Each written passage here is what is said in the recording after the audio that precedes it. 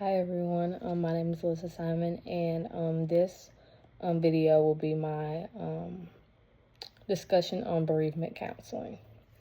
So from a Christian standpoint, human development is understood as a lifelong process that is shaped by spiritual, emotional, and relational growth. So this also includes elderhood, which is a stage where individuals often face reflection on mortality and deepen their connection to their faith. So, as Christians, we draw comfort from the biblical promise of eternal life, which is John 3:16. For God so loved the world that he gave his only begotten Son, and whosoever believes in him shall not perish, but shall have everlasting life.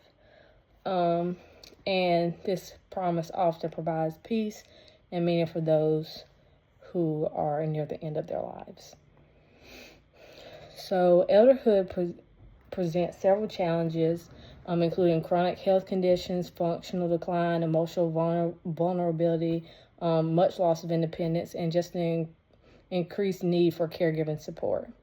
So research shows that adults approaching the end of life often engage in existential reflection and seek meaning in their experiencing, expressing emotions related to fear, hope, legacy, and the desire to have dignity during their dying process.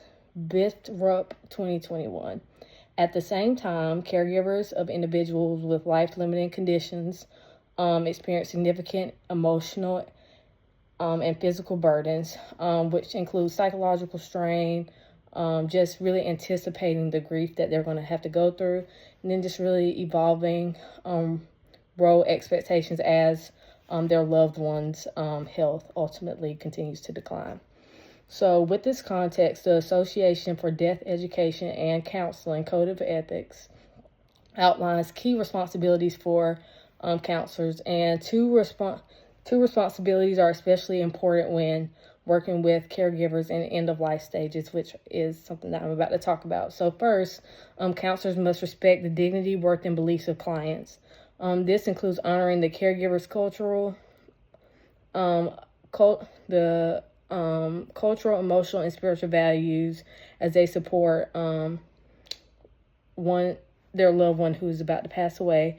And when caregivers draw on Christian or other spiritual beliefs for strength, counselors must create a space where those beliefs are acknowledged and integrated into their decision making, into their care decisions.